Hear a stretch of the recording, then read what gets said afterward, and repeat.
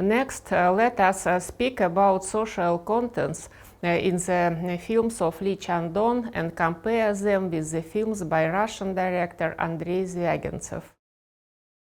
Lee Chang-dong's film, on the one hand, immerses viewers in the context of Korean life. On the other hand, these films are about the universal problems of ordinary people, no matter where they live. The same can be said about the films of the Russian director Andrey Zvyagintsev. Both directors show complex, often insolvable conflicts in relationships between people, as well as in society as a whole. They both have the sorrowful realism we have already talked about.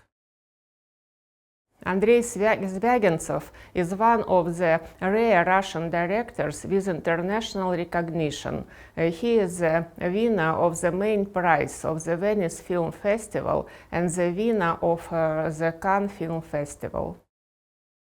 Two times Oscar nominee for Best Foreign Language Film for Leviathan 2014 and Loveless 2017.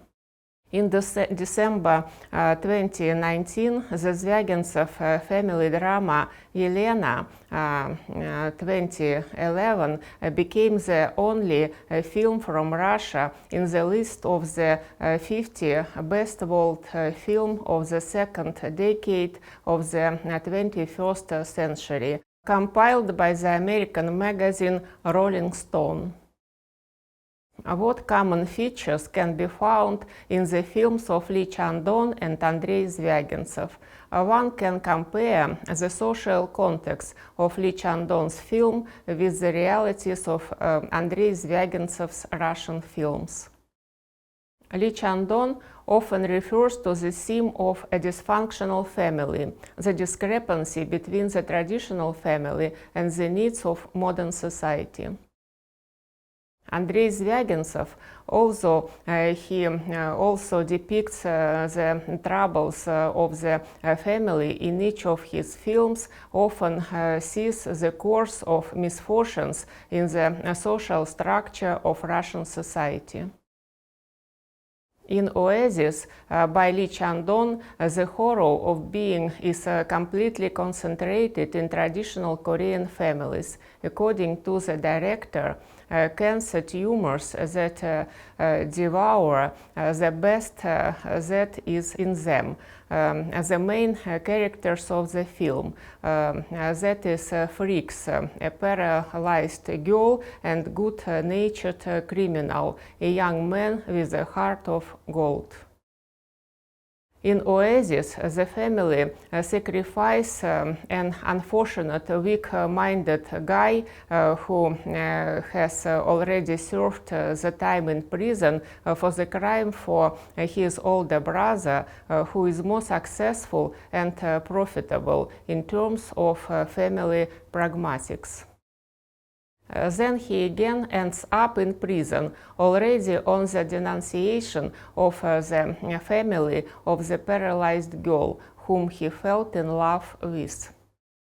The existence of a disabled girl is quite depressing. Her relatives keep her alone in a dark, cramped room without any contact with other people and development, while occupying her own spacious apartment. Despite the harsh attitude towards the two young people from family and relative, this is perhaps one of the Lee Chang-dong's brightest films, as the director gives the young people hope for independence and happiness at the end of the film.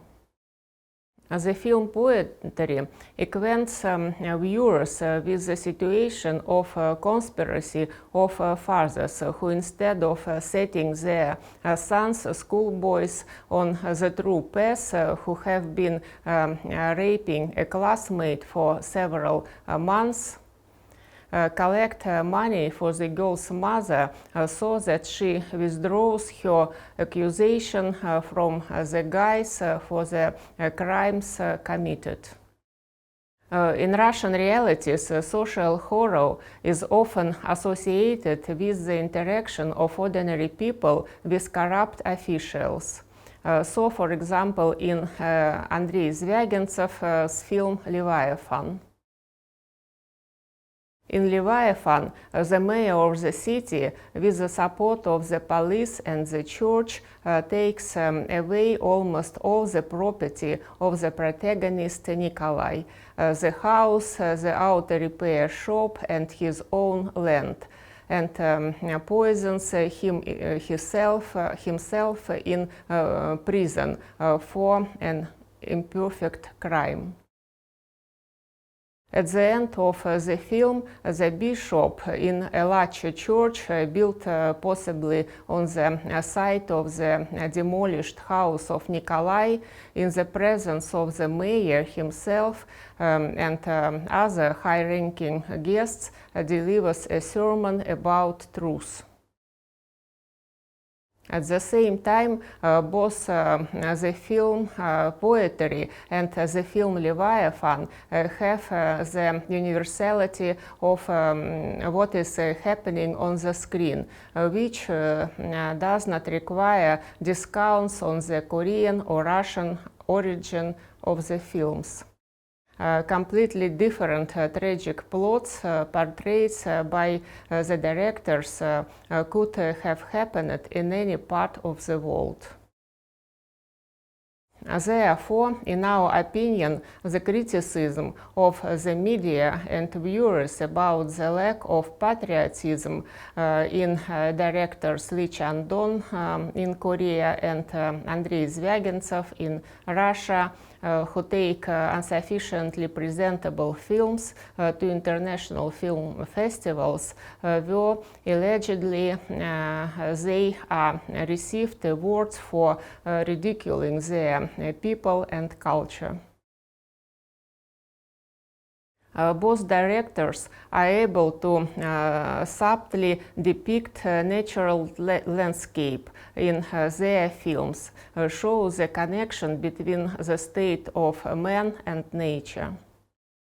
Both Lee Chang-dong's poetry and Andrey Zvyagintsev Leviathan contain many natural shots.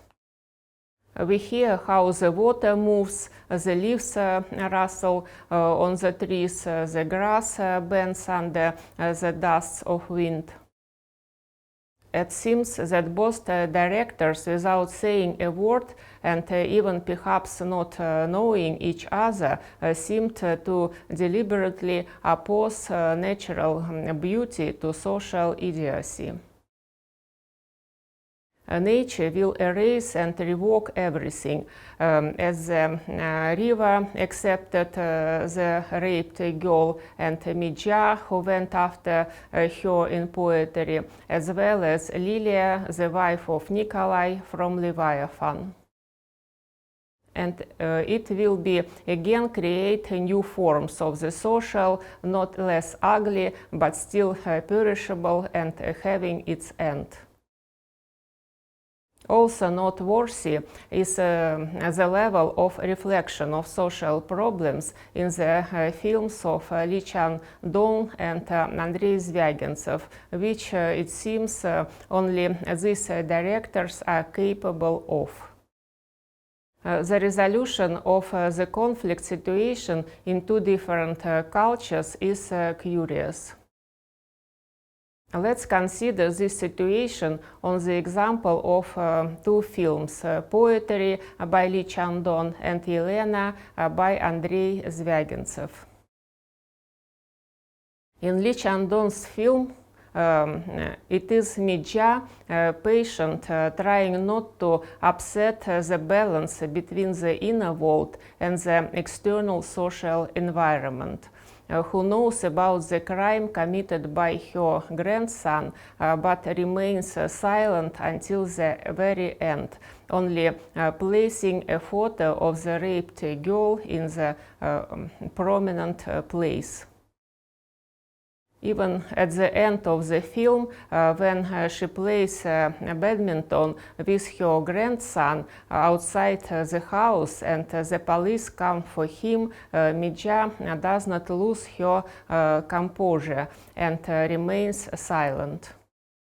Moreover, tormented throughout the film, she fulfills her dream and composes a poem. On the other hand, this is Elena, a woman who in adulthood married a wealthy widower who, being retired, carefully monitors his health, regularly swims in the pool and has sex with his new wife Elena. Of course, he can do the latter only with the help of Viagra.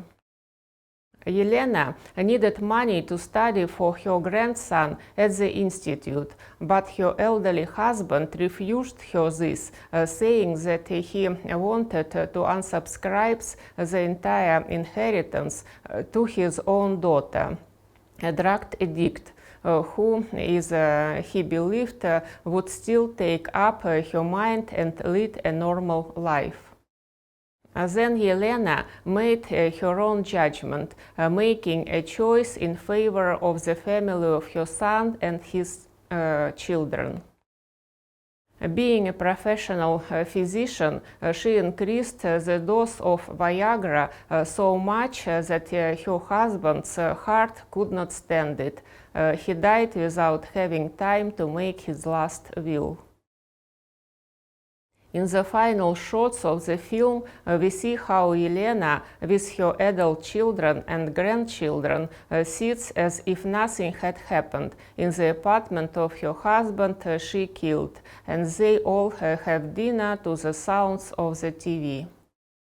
Thus, in one film, we observe humility, listening to oneself, one's inner voice, the harmony of nature and the elements of social relations in the mortal stream of life.